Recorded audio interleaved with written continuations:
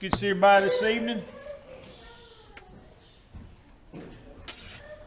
I made mention this morning, going to do things a little bit different. As normally we have, our question and answer session on Sunday night, and I wanted to do some things. Of course, obviously this is third Sunday, so we normally have our singing night tonight in the fellowship building, but because of what's going on with the gambling bill before the Senate, and which, like I said, it's not a bill to legalize gambling. It's a bill to permit a vote on legalized gambling. And if it passes the Senate, then it'd be handed over to the House of Representatives, and then voted on there. And so I want to just talk for a few minutes today or this evening about the subject of gambling in particular. On first of all, some practical reasons why we need to oppose gambling, and then obviously the biblical reasons to oppose gambling. And then at the end, I'll maybe talk a little bit about the letter that I sent to our two state senators, to Garland Gudger and to Larry Stutz. And I don't know the position of either one of those guys on this matter. I would assume, my assumption is that probably Senator Stutz is in opposition to it, and that Gudger will be in favor of it. And what you're going to hear is, I'm going to take the end and just jump to the beginning. What you're going to hear is, you're going to hear your congressmen and your senators say things like, well, I'm personally opposed to it, but I think the people ought to have a say. All right? That's what you're going to hear. I'm personally opposed to it, but I think the people ought to have a say. Now, the problem with that is, well, there are a lot of problems with that. First of all, those people are elected to represent the best interests of their constituents. And we elect them to make those decisions. Isn't that right? Because if it were indeed the case that they took that position and they were going to be consistent, then every single law that was passed would have to go to a ballot issue. But see, they don't apply that rule to other things that they want to do. It only applies where they say, well, I'm opposed, but I think the people ought to have a say. In other words, they're going to try to let themselves, they're going to be like Pilate. They're going to wash their hands, kind of wash their hands in front of everybody and say, well, I believe he's innocent, but y'all go ahead and kill him anyway. And so they say, well, I'm personally opposed to gambling, but I think people ought to have a say. Except for the fact that they won't put prostitution on the ballot. Of course, well, and I was going to say in Alabama, they won't put legalized marijuana on the ballot, but eventually they might, which has been done in a lot of places. But, the thing is, be consistent. What other things are you personally opposed to that you're going to put on the ballot to let people choose? And so, that's the first, to me, that's the first two problems. Number one, they're elected to make these decisions. And then number two, they're inconsistent in their application of their excuse.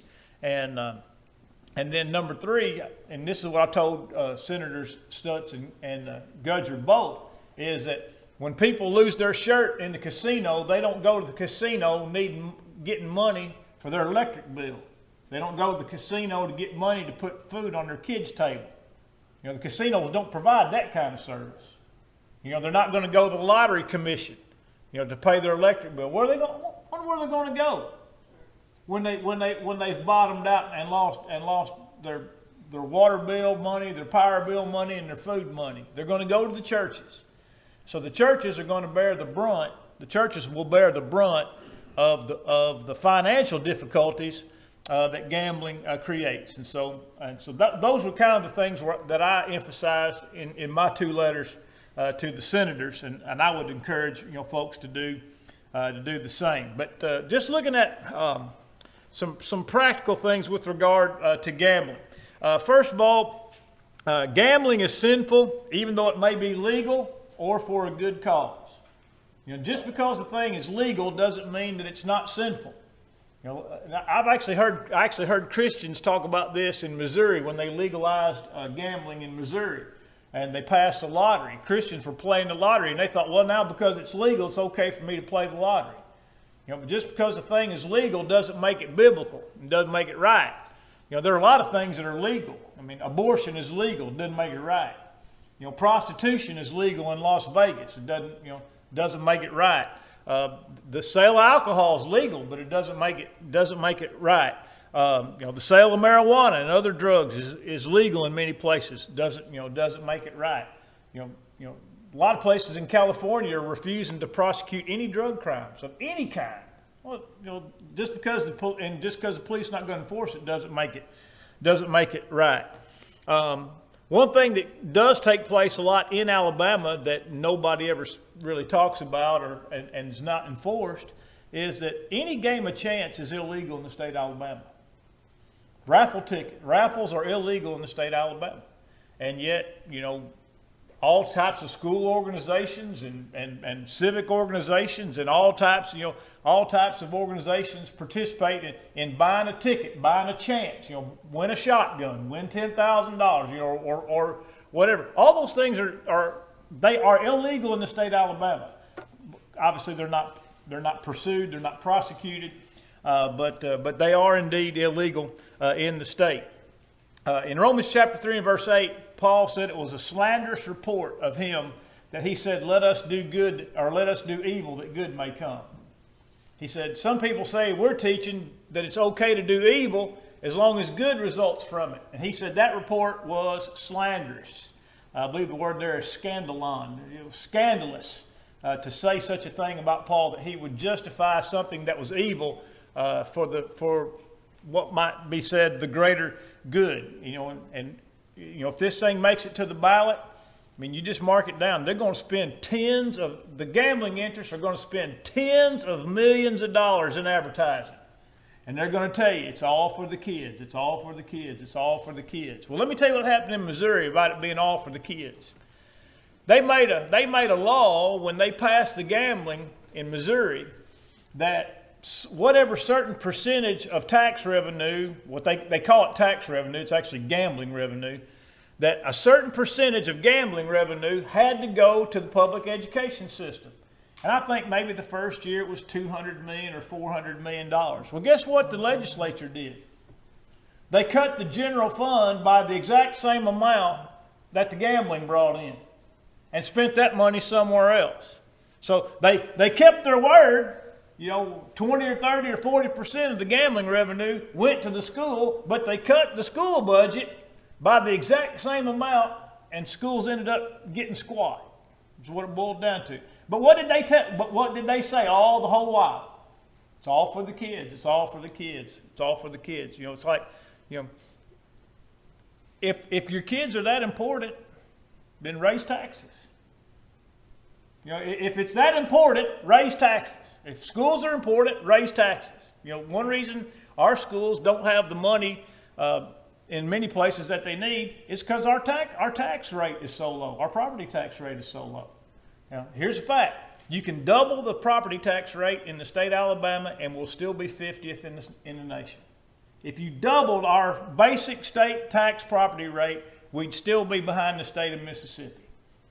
And so, if it's that important, raise property taxes. If schools are important, but schools are important. Facilities are important. Teachers are important. Having computers and all those things, that's all important. But if it is important, then people ought to be willing to pay for it. I pay for stuff that I think is important. I paid through the nose to send my kids to Freed Hartman. You know why? Because I thought Christian education was important. I scratched them a check for over $2,000 every month for several years. And so, but I believed it was important. And so I was willing to pay for it. And so, if schools are important, then pay for it. One woman in some legislator, I believe it was in Maryland, said that the lottery is a pleasant way to pay taxes. That's what she said. The lottery is a pleasant way to pay taxes. And yet the problem was that the people who were paying the most were getting the least in return. And we'll talk a little bit about that as we move forward. All right. But just again, from a practical standpoint, it's adverse. For example, it's adverse effect on society. Nobody can argue reasonably or logically that gambling is not addictive. Gambling is addictive. It's extremely addictive. In fact, it's interesting that in almost every state where they pass gambling, they require those organizations to set aside money for gambling addicts. In other words, we're going to create an addiction. What? There was an ad on the radio the other day out of Mississippi, and it was talking about one of the gambling things in Mississippi, the scratch-off tickets. And right at the end of the advertisement, it said, "For problems with your gambling addiction, call." So they had an ad to promote gambling, and at the end of the gambling ad, it said, "For problems with addictions to gambling, call this number." And I just laughed because I thought how ironic. That's right. Yeah. Let's promote the problem and then tell you how to solve it. That's right. Same thing with alcohol commercials. Same thing with alcohol and all those other, all at the end, there's always the disclaimer or something that you need. And so, but I think in Mississippi, 2% of all gambling revenue has to be dedicated to help problem gamblers. So they admit that it causes, massive problems. Just for example, with regard to kids, all right, and of course, I've been out of the youth ministry business for a long time, but I've been involved with youth pretty much nonstop since the late 80s. And one of the things that people don't realize is that when young people participate in activities that are reserved for adults, it literally changes their brain. That's why pornography is so dangerous for young men. For young men to be participate in watching or reading whatever pornographic material before they get to be 18 or 20 years old, because their brains aren't still just not fully formed, and it literally causes changes in the brain. Same thing goes for gambling. Gambling changes the chemicals in the brain. It changes the makeup of the brain. And in almost all these states where gambling is legal, there is a tremendous problem with underage gambling and gambling addiction. For example, University of Connecticut, 1 in 20 youth between the ages of 12 and 17 have exhibited behavior indicative of problem gambling. That's 1 in 20, that's 5% of teenagers. By the way, and obviously gambling is not legal for teens, and yet they participate in it. And 5% of all teenagers exhibit signs of addictive behavior with regard to gambling. 2006 to 2008, a New York State study revealed that 10% of adolescents had a problem with gambling. That's 140,000 kids in the state of New York.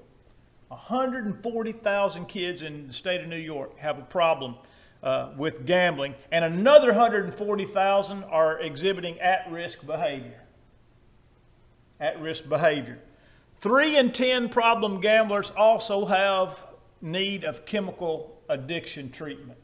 In other words, when they're addicted to gambling, it opens them up to be addicted to other things like alcohol, tobacco, drugs, and things of that nature. And so it's an addictive behavior that contributes to additional addictions.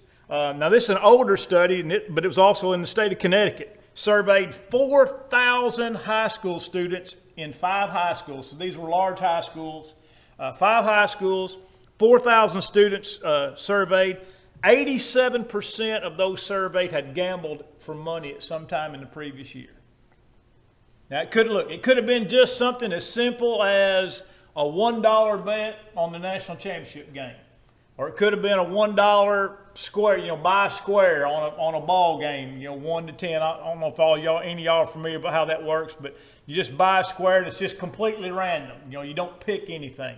Could have been something as simple as that. But 87% of those surveyed had gambled for money in the previous year. 32% of all teenagers under the age of 18 had played the lottery in Connecticut.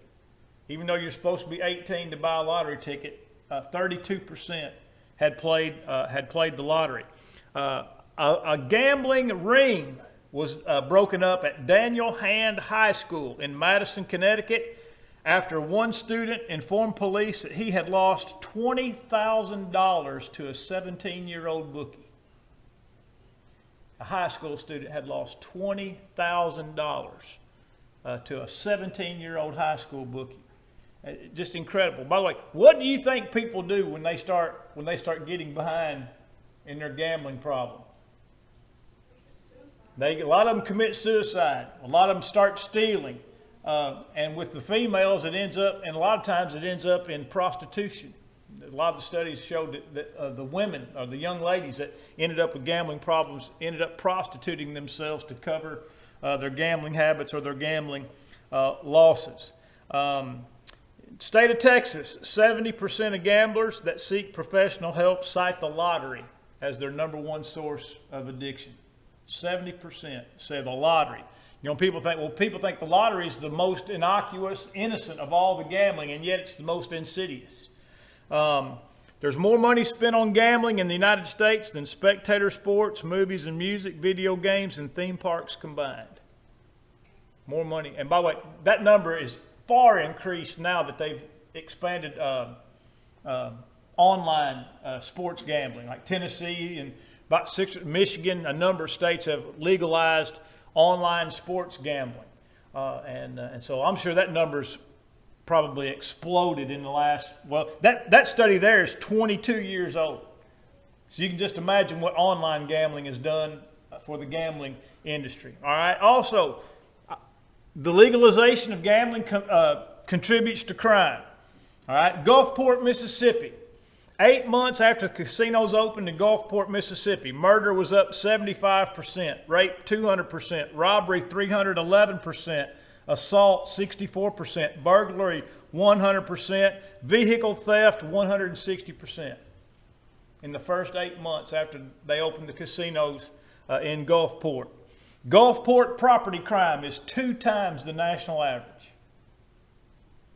I mean, when you think Gulfport, Mississippi, you don't think in those terms, and yet that's what gambling has done for Gulfport, Mississippi. I did a little research on Tunica, by the way. 95 out of 100 towns in the state of Mississippi are more safe than Tunica. Tunica ranks in the lowest 5% of cities to live in for safety by reason of crime and violent crime. What do you think? What do you think caused? What do you think? Brought that about? Let's see. Obviously, gambling contributes to poverty, contributes to bankruptcy. State of New Mexico, the number of households living below the poverty line jumped 25% the first 2 years after gambling casinos were introduced. Bankruptcies are 18% higher in counties with the lottery than those without, and 23% higher bankruptcy rate in counties with casinos as those without. Nevada, and Dana mentioned this, or maybe it was Lex, gambling contributes to suicides. The suicide rate in Nevada is twice the national average. Twice the national average. Also this, gambling and the lottery particularly preys on the people who can least afford it. And that's always been the case, that the people who can least afford to buy a lottery ticket are the people who buy the most lottery tickets.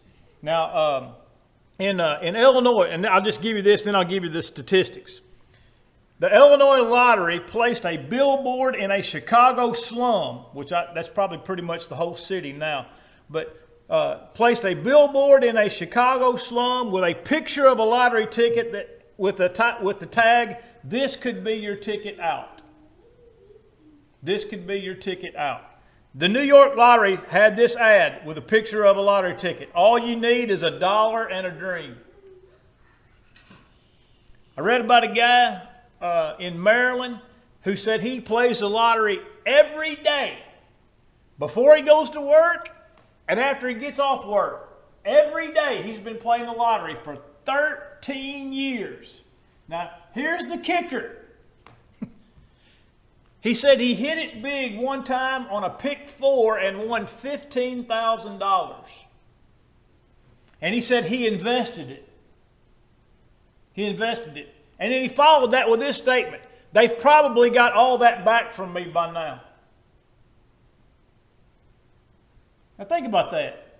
He plays the lottery every morning and every afternoon, wins $15,000 and says he invests it, and then admits that he spent more than $15,000 on the lottery since he won $15,000. He said, and the only way to win is to play hard. That was his quote. Now, think about this.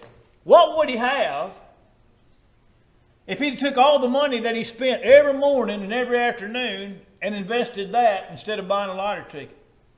You know, odds are it would add up. Obviously, we know it'd be a lot more than $15,000 because he already admits he spent more than that since he won it. And so you just think about the lack of discernment involved.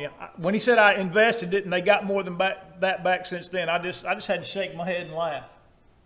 I mean, it wasn't funny. It was sad, but that's the mindset. All right, here we go. State of Georgia. Lottery ticket purchases average $250 per person in areas where the household income is less than $20,000.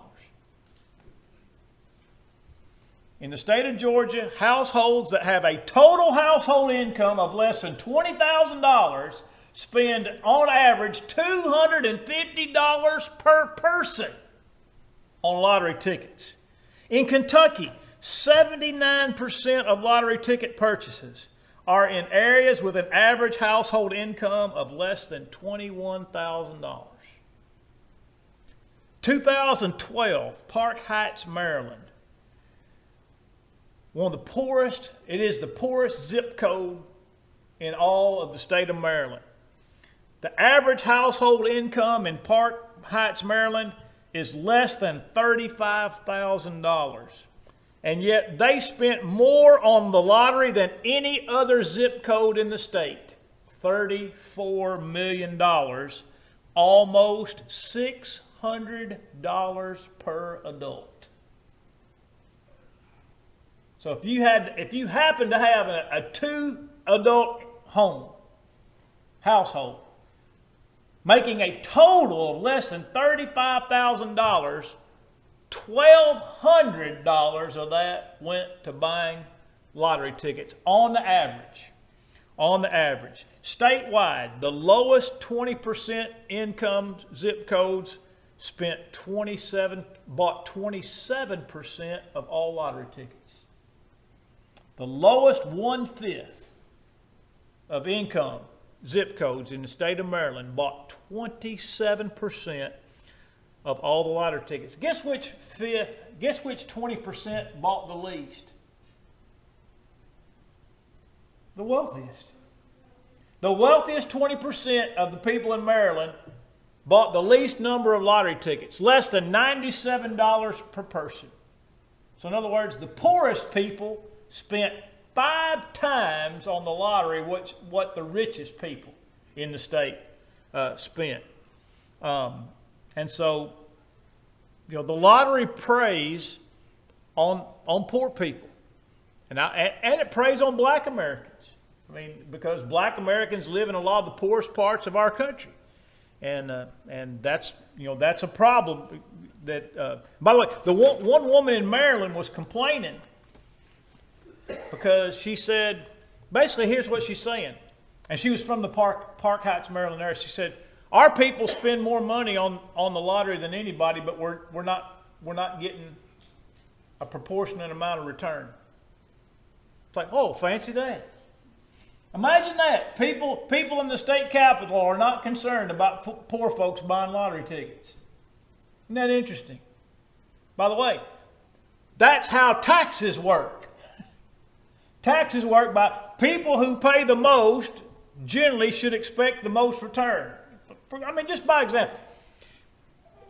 I mean, you can look at the difference between, let's just look locally. You can look at the differences between the facilities in Hamilton and the facilities in Winfield. And they're really not that close. Now, why is that?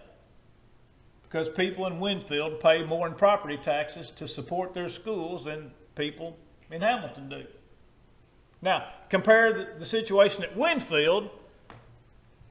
Let's just pick one out, Hoover. You know, What do you think the schools and everything look like in Hoover compared to the schools in Winfield? Well, why is that? Because people in Hoover pay more in property taxes than people in Winfield.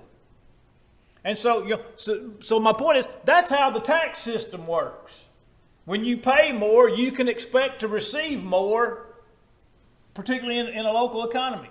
But when you start sending money to a centralized source, like the lottery and gambling, those guys don't care about poor folks. I mean, let's just be honest, all right? The people in Montgomery don't care about poor folks. People in Washington, D.C. don't care about poor. Now, they're going to tell you they care about poor folks. They don't care about poor people. Because that's not where all the money ends up, right? It ends up in some other place that enriches, their constituency, their personal constituency, as opposed to their electoral constituency. All right, some more things real quick. Gambling is sinful because it adversely affects our thinking. It adversely affects our thinking. For example, it adversely affects our thinking about ourselves. I mean, again, look at the two ads that I mentioned from Illinois and New York.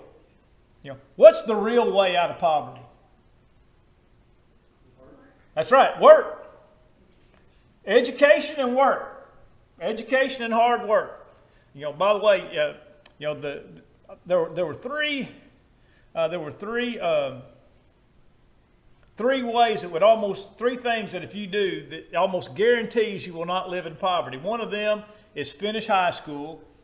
Number 2 is don't have kids until you're married. And number 3 is work a full-time 40-hour job.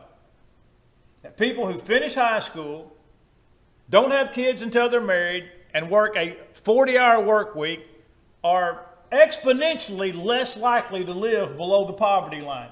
But those are pretty simple things, aren't they? I mean, finish high school, don't have kids out of wedlock, and work a 40-hour job. I mean, that's a pretty simple recipe. All right? But the state's not interested in that. The state's not interested in those things because that makes too much sense. The state's going to promote the idea that gambling is your way out of poverty. I can't get out of here unless I hit it big in the lottery. That's essentially what they're saying. And so it's sinful because it adversely affects the way we view ourselves. It adversely affects the way that we look at our fellow man. Because if I look at gambling as the resource by which I'm going to better myself, where does gambling money come from? Well, it comes from my neighbor, right? In other words, if I'm going to get out, if I live in the hood and I'm going to get out of the hood, and the only way for me to get out of the hood is to win the lottery, that means everybody else in the hood that played the lottery contributed to me getting out. Because that's how that works. Gambling money doesn't just appear out of thin air. In other words, in order for me to win, let's just put it this way. In order for a person to win $1 million in the lottery, that means 1 million tickets had to be bought that were losers. I buy one winning ticket and actually more than 1 million losing tickets, because gambling only pays out about 50%.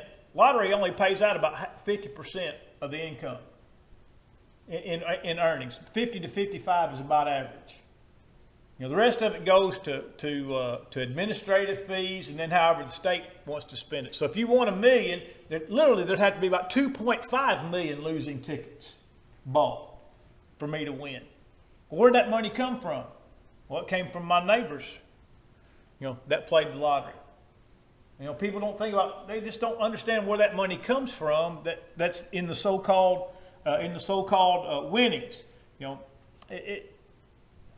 I think people don't understand the attitude that you have to have in gambling, that I'm going to win and I don't care if you lose. And I don't care how much you lose as long as I win. I mean, that's the attitude. In other words, the more I win, the more somebody else has to lose. And so it affects our thinking, adversely affects our thinking about ourselves, about our fellow man, and it adversely affects our thinking about God. You know, I'm pretty sure God didn't give anybody the winning numbers of the pick six.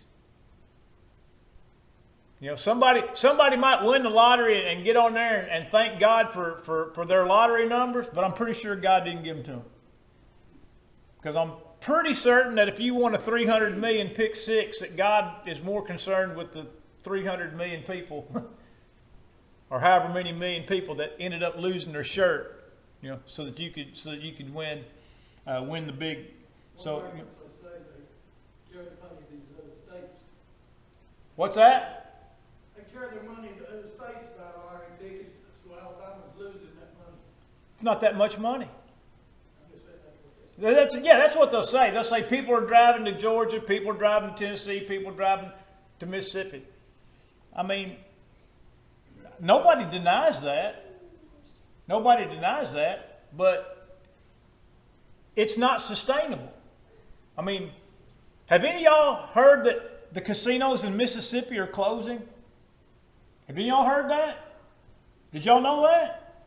Did you know that the Harrah's Casino in Tunica has been closed for 7 years? The Harrah's now, they built a $100 million facility, if I'm not mistaken. It's closed. It closed in 2014, and yet nobody knows that, do they? Did you know the Roadhouse Casino closed 2 years ago this month in Tunica? Closed. Shut the doors. You know, in 2006, Tunica had about 12,000 casino employees. About 12,000 people worked in the casinos in Tunica in 2006. 4,000 work in the casinos now. In other words, 8,000 people are out of work because the casinos can't stay open. They can't stay open. And even Harris said, here's the reason we had to close. Too many casinos. All right, so if the money from Mississippi and the money from Alabama can't sustain a Mississippi casino, how is just the Alabama money going to sustain an Alabama casino? You know, if all these people are going out of state and they're spending all their money at Tunica, then why are the casinos in Tunica closing? And what makes us think that there are enough gambling dollars in this state to justify, you know, even from a financial aspect, to justify gambling? It just won't work. In other words, by the time everybody gets gambling, there's no draw to it. You know, you can only, for example, you know, you can only have so many golf courses in an area. You can only have so many theme parks in an area. You know, there's only one. You know, there's a Six Flags in Texas, and there's one in Atlanta, and there's one in St. Louis. Well, how come there aren't about 15 more in that triangle? Because you can't sustain it. Well, the same thing works. You know, the same thing works for a casino. When everybody's got them, they lose their draw. And same thing goes for the lottery. So gambling is sinful because it adversely affects our thinking. Also, this. People say, what about investing in the stock market? The stock market is a risk, but the stock market and risk is not the equivalent to gambling. In the stock market, any risk is not the equivalent to gambling. Farming is a risk, but it's not gambling. You know, starting a business is a risk, but it's not gambling. Working in a coal mine is a risk, but it's not gambling. The difference is when you work, you invest. In other words, in the stock market, somebody doesn't have to lose in order for me to win. When I start a business, somebody doesn't have to lose in order for me to win. That's the difference in investment and risk and gambling. And then lastly, gambling is sinful on these accounts. Number one, it violates the golden rule. It violates the golden rule, Matthew 7 and verse 12. It violates God's law prohibiting covetousness. You know, covetousness is idolatry, Colossians 3 and verse 5. Gambling is associated with the works of the flesh, Galatians 5, 19 to 21. Gambling violates Romans 12:17 to provide things honest in the sight of all men. Gambling's the number one source of revenue for organized crime. Gambling violates Galatians 6 and verse 10. Let us do good unto all men, especially those of the household of faith. Gambling violates God's command to be a good steward. Gambling is not good stewardship. 1 Corinthians chapter 4, 1 Peter 4 and verse 10. Gambling is sinful because it does not follow the perfect example of Christ. 1 Peter 2 verse 21. And then gambling is a sin because it violates every one of God's approved means of obtaining money. All right, I had a technical glitch with my memory card and video cut off right as I was making my very last point. So I want to finish that point. And then obviously I've edited into the Sunday lesson, the Sunday night lesson on gambling. So where the video cut off, it said that I made the note that gambling violates every God-approved means of obtaining money. And there are 5 that I have listed. There may be more, but I think this is a pretty solid list. Obviously, one is working. The Bible says that we are to work with our hands. For example, like in Ephesians 4, let him that stole steal no more, but rather let him work and labor with his hands, that he can provide to those who have need. We're commissioned to work. 2 Thessalonians 3:6, kind of in a roundabout reverse way. If any man will not work, neither let him eat. And so the Bible obviously endorses work. And so that's one God-given means and God-approved means of obtaining money. Secondly, there's the selling of goods or various items. That obviously, the earliest days of the church, those that were there in Jerusalem sold the things that they had to provide for the needs of the brethren, but they could have sold them to provide just their own needs. And so the selling of items is certainly a God-approved means. You could look even at the virtuous woman in Proverbs 31, that she was a businesswoman, and of course her hard work, her business acumen was commended as a God-approved means of making money. There is the matter of inheritance. For example, in Luke chapter 12, with the account or the parable of the rich but foolish farmer, the impetus behind that particular parable was that an individual had approached Jesus and said, "Lord, make my brother divide the inheritance with me." And Jesus did not rebuke him for wanting an inheritance. Obviously, he realized that this individual was covetous, and he rebuked his covetousness. But everyone knows that inheritance is a valid means of obtaining money. Number 4, interest on investment.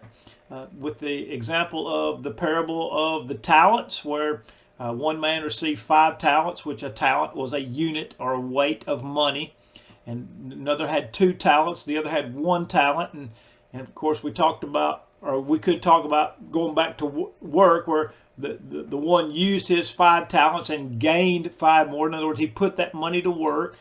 The 2 did the same. He doubled his money, and then the 1 talent man hid his talent, and he was condemned because the master came back and said, "At the very least, you should have put my money in the bank, so that when I returned, I could have received my money back with interest." As it was, he got back only what he provided. And so he actually condemned the lazy or the fearful servant for not at least giving him his money back with interest, which would have taken, again, no more than simply to go down and to make or loan that money to someone who would pay interest on it. So there's a 4th means. And then lastly, there's the idea of a free will gift without thought of obtaining anything in return. If somebody is in need, it is perfectly legitimate, and I think it's right, not just right, it's encouraged, that if someone has need, I'm to give to that person what they need without expecting anything in return from them. Dave Ramsey, I've listened to him on and off through the years, and I've heard him say a number of times, says, if you have a friend who needs money and they want to borrow money from you, he says, don't loan them the money. He says, give it to them without any expectation of ever seeing that money again. He says that way, if they don't pay you back, you never expected it back. Your friendship is in no way harmed or damaged. And if the person decides they do want to try to pay it back, then whatever you get back is, a blessing. And so we know that free will offerings are a perfectly legitimate way of obtaining money or the necessities of life. But gambling violates these things. Gambling says, I will profit at your expense. It doesn't bother me for you to lose in order for me to win. And of course, with the things like the lottery and other gambling things like slot machines, when someone wins big, literally tens of thousands of people have to lose in order for one person to win. And so, as we said earlier, it affects the way we think about ourselves. It affects the way that we think about others, and again, ultimately, it affects how we think of and view God. So I wanted to come back and get that finished up and then get it posted. By the way, the Alabama State Senate delayed the vote that was supposed to have taken place yesterday. Today is Wednesday, February 24th. The original sermon that got cut off was Sunday the 21st, and on the 23rd, the vote was supposed to take place. They did not vote yesterday, and so that's why I really wanted to get back here and finish this and get it posted for you to call your state senator, email or write, and encourage them to vote no on this gambling bill. The gambling bill ultimately would permit 8 full-fledged casinos in the state of Alabama, along with the lottery and online gambling. And so, these are all extremely detrimental to us as a community, as a society. And as I said earlier, when people lose their shirt, look, I'm not against helping people. I'm for it. But when people lose their shirt and they lose their house, they lose their business because they've gambled it all away. They've just squandered it. The gambling industry is not going to be there to pick up the pieces. The gambling industry is not going to help them pay their power bill or put food on their table or clothes on their children. It's going to fall on, well, first and foremost in our communities, it's going to fall on the church, and then it's going to fall on the government. That people are going to end up, people that have wasted and squandered their money in gambling are going to then become dependent on the government, and then that's going to cost everybody more money. And so our senators in our area here in Northwest Alabama are Garland Gudger and Dr. Larry Stutz, and I would encourage you to contact those men. And then if indeed it does manage to pass the Senate, it takes a 3/5 vote and get to the House, contact your local state representative and encourage them not to put this thing on the ballot. But if we can stop it in the Senate, that's just so much the better. And so I want to thank you for watching this and encourage you to oppose putting gambling on the ballot. And so with that, I bid you a good day, and thank you again for watching. Lord willing, we'll see you the next time.